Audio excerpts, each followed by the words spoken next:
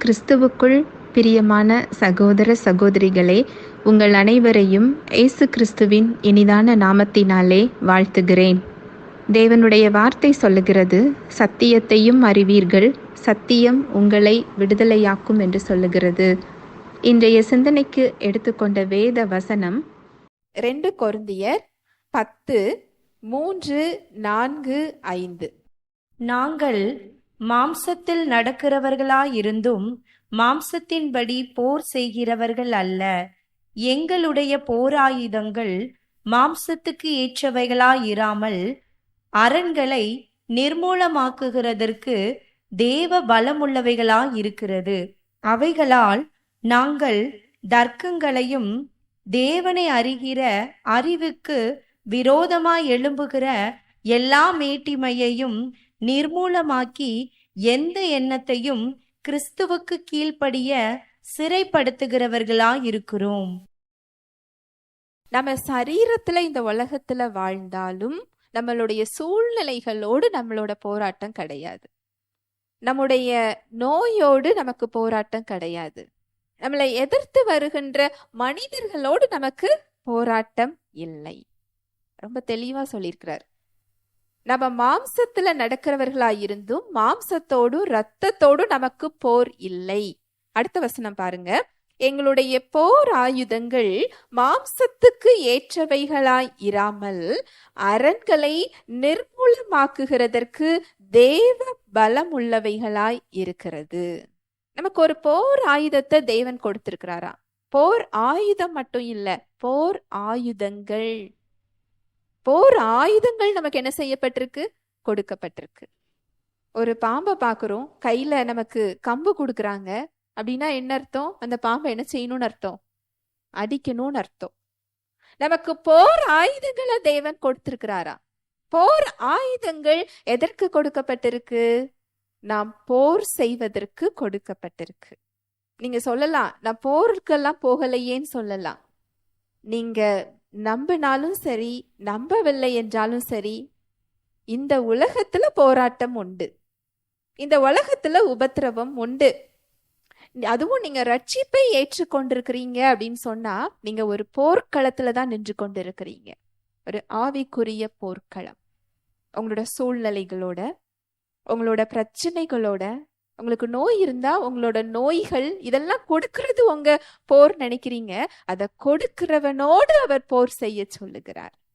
உங்க மேல ஒரு கல்லு போட்டுக்கிட்டே இருக்கிறேன், உங்களுக்கு கல்லு மேல கோபம் வருமா? ஏன் மேல கோபம் வருமா? ஏன் மேலதான் வரும். நீங்க கல்லு மேல கோபப்பட்டு பாருங்களேன், உங்களுக்கு அந்த கல்லு எரிகிறது நிக்குமா? ஒரு பக்கம் இல்லாட்டி இன்னொரு பக்கத்துல இருந்து என்ன செய்யும்? வரும். கல் எரிகிறது நிக்கப்படணும்னா எரிகிறவங்களை தடுக்கணும். அது போல நீங்க சூழ்நிலைகளை நினைச்சு நீங்க வருத்தப்பட்டு பாரத்தை சுமந்துக்கிட்டு என்னால சுமக்க முடியல நீங்க கஷ்டப்படுறீங்க. எதிர்த்து வருகிற மனிதர்களை எதிரியா பாக்குறீங்க. உங்க சரீரத்துல உள்ள நோயை நீங்க போராட்டமா பாக்குறீங்க. இத கொடுக்கிறவனோடு அவர் போரிட சொல்லுகிறார். ஹல்லேலூயா, பிரைஸ் தி லார்ட். யோவான் 10:10. திருடன் திருடவும் கொல்லவும் அழிக்கவும் வருகிறானே அன்றி வேறொன்றுக்கும் வரான். நானோ அவைகளுக்கு ஜீவன் உண்டாயிருக்கவும் அது பரிபூரணப்படவும் வந்தேன். திருடன் அழிக்கவும் கொல்லவும் திருடவும் வருகிறான். எல்லார்கிட்டையும் அவன் அதை செய்ய முடியாது. நாம அனுமதி கொடுக்காமல் அவனால் நம்மிடம் சுகத்தை திருட முடியாது. நாம அனுமதி கொடுக்காமல் அவனால் நம்முடைய சமாதானத்தையோ ஆசீர்வாதத்தையோ என்ன செய்ய முடியாது? திருட முடியாது. இந்த திருடன் வருகிறான்னு சொன்னா அவன் எப்படி வர்றான் நம்ம வாழ்க்கைக்கு? இது தெரியலன்னு சொன்னா உங்களால அவனை தடுக்க முடியாது. மாம்ச சிந்தை தேவனுக்கு விரோதமான பகைன்னு ஏன் சொல்லப்பட்டிருக்கு அப்படின்னா, திருடன் நம்முடைய மாம்ச சிந்தனைகள் மூலமாக வருகிறான், நம்முடைய எண்ணங்கள் மூலமாக வருகிறான். இந்த எண்ணங்களை நீங்க நம்பி ஏற்றுக்கொள்ளும் போது உங்களுடைய வாழ்வில் அவனுக்கு நீங்க அனுமதி கொடுக்கிறீங்க. உங்களோட அனுமதி இல்லாம அவன் உங்க வாழ்க்கைக்குள்ள என்ன செய்ய முடியாது? வர முடியாது. ஒரு சின்ன உதாரணம் சொல்றேன். வெளியில போய் பார்த்தோம்னா மேல நிறைய பறவை பறந்து போகுது. நம்ம தலைக்கு மேல பறக்கிற பறவைய நம்மளால நிறுத்த முடியாது. ஆனா அந்த பறவை உங்க தலையில கூடு கட்டுறத உங்களால நிறுத்த முடியுமா? முடியும். அது போல நம்ம இந்த உலகத்துல ஒரு சரீரத்துல வாழ்ந்துகிட்டு இருக்கிறோம். இந்த உலகத்தை நம்ம பாக்குறோம். நமக்கு எண்ணங்கள் நம்ம சிந்தனையில என்ன செய்யும்? வரும். ஆனா இந்த எண்ணங்கள் உங்க சிந்தனைகள்ல தங்கி விடாமல், இந்த எண்ணங்கள் உங்க சிந்தனைகள்ல கூடு கட்ட விடாமல், இந்த எண்ணங்களை நீங்க நம்பாமல் தேவனுடைய வார்த்தையை கொண்டு அந்த இடத்துல போர் செய்ய சொல்லுகிறார். வரும், எண்ணங்கள் வரும். உங்க சூழ்நிலைகளை பார்க்கும்போது அது வரும். உங்க பிரச்சனைகளை பார்க்கும்போது வரும். சந்தேகம் வரும். ஏன்னா உங்க மாம்சத்துக்கு தேவனை விசுவாசிக்க தெரியாது. உங்க புலன்களுக்கு தேவனுக்கு விசுவாசிக்க விதமா தகவல்களை கொடுக்க தெரியாது. மாம்சம் வேற, ஆவி வேற. ஆவியினால் பிறப்பதெல்லாம் ஆவியாயிருக்கும், மாம்சத்தினால் பிறப்பதெல்லாம் மாம்சமாயிருக்கும். அந்த மாம்ச சிந்தை மூலமாக, என்னோட புலன்கள் மூலமாக எனக்கு என்ன எண்ணங்கள் வருகிறதோ, இந்த எண்ணங்களை நிர்மூலமாக்குறதுக்கு, ஒண்ணுமே இல்லாம ஆக்குறதுக்கு எனக்கு போராயுதங்கள் கொடுக்கப்பட்டிருக்கு. இந்த மாம்ச சிந்தை மூலமாக வர்ற எண்ணங்களை நீங்க ஏற்றுக்கொண்டு அதை நீங்க நம்பும் போது, அதுதான் நீங்க சாத்தானுக்கு கொடுக்கிற அனுமதி. உங்க வாழ்க்கையில நீங்க கொடுக்கிற அனுமதி.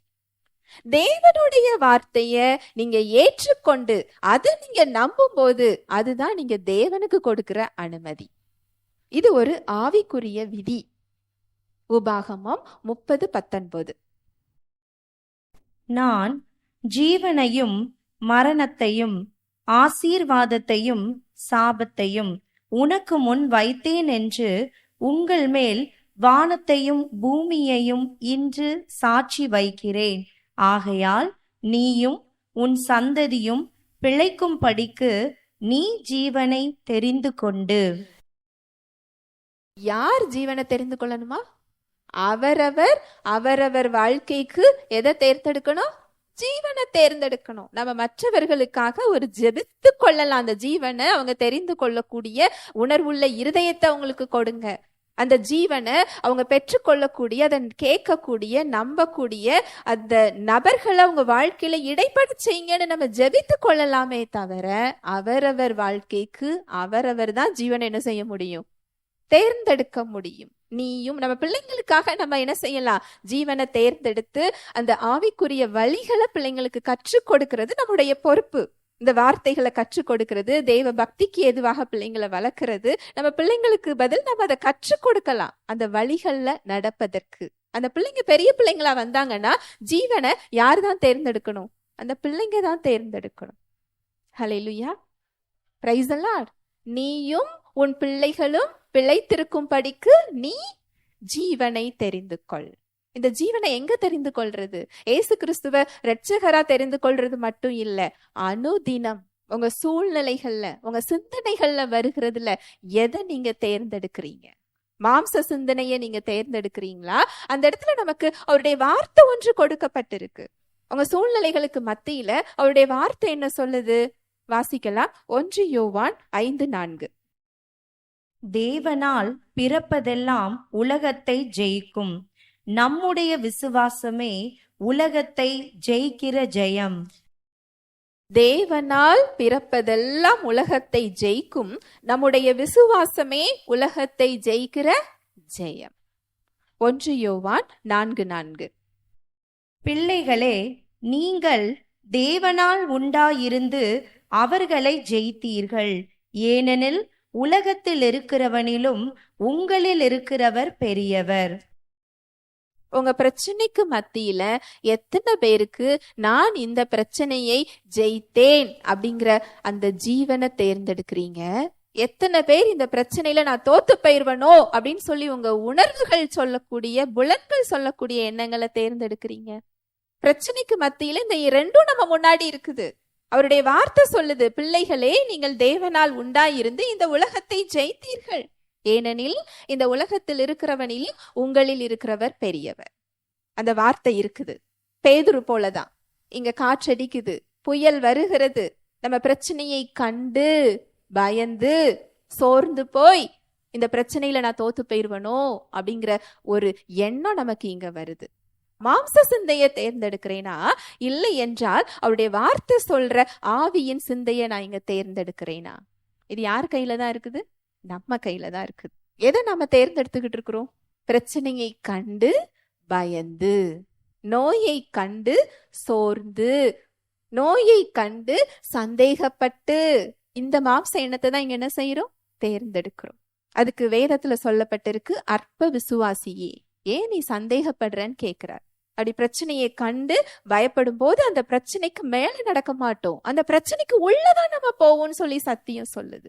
ஏன்னா தேவனுடைய வல்லமை அதுல என்ன செய்ய முடியாது? செயல்பட முடியாது. ஹல்லேலூயா, பிரைஸ் தி லார்ட். பரிசுத்த ஆவியானவர் தாமே இந்த வார்த்தைகளின் மூலமாக நம் அனைவரோடும் கூட இடைப்பட்டார் என்பதை விசுவாசிக்கிறேன்.